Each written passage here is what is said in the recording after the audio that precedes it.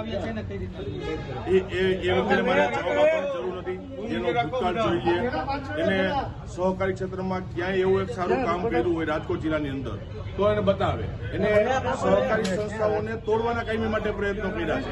એ લોકો જે નીકળે છે ને સહકારી ક્ષેત્ર અને ખેડૂતોના વિરોધી લોકો છે.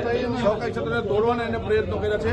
એ લોકોને બોલવાનો અધિકાર નથી અને એને જવાબ આપવાનો પણ ઉચિત ગણતો નથી. બીજો એક મુદ્દો એવો છે કે સહકારી સામાજિક કામ અલગ, રાજકારણ અલગ. મેં હમણાં જ કીધું, ફરી પાછું કહું છું કે સામાજિક સંસ્થાઓ એ સમાજના હિત માટે બનેલી સંસ્થાઓ હોય છે. એને સમાજનું કામ કરવું જોઈએ, કારણ કે સમાજનો ભરોસો સમાજના આગેવાનો ઉપર અને સામાજિક સંસ્થાઓ ઉપર છે. આજે હું સહકારી ક્ષેત્રના આગેવાન તરીકે, રાજનીતિ તરીકે, રાજકીય ધારાસભ્ય તરીકે અમે અમારું કામ કરતા હોઈએ છીએ. સાથે એનાથી વિશેષ આગળ જઈને સમાજનું પણ પ્રતિનિધિત્વ હું કરું છું. મેં સમાજને અનેક પરિણામ આપ્યા છે, માત્ર વાતો નહીં.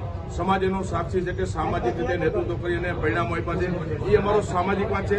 જ્યારે સમાજની વાત આવતી હતી મારું રાજકારણ મેં એક બાજુ રાખ્યું છે. અને રાજનીતિના ફિલ્ડમાં આવું ત્યારે સ્વાભાવિક એક રાજનીતિના ધારાસભ્ય તરીકે હું રાજકારણમાં બહુ જ છું. એટલે આવી સંસ્થાઓએ એમાં વચ્ચે ન આવવું જોઈએ, કારણ કે સમાજનો ભરોસો એ સંસ્થા ઉપર હોય છે.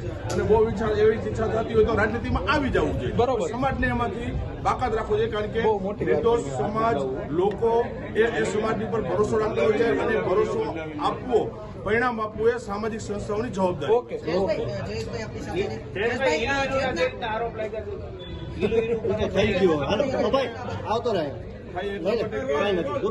કોંગ્રેસને મદદ કરી હોય તો સ્વાભાવિક હોય.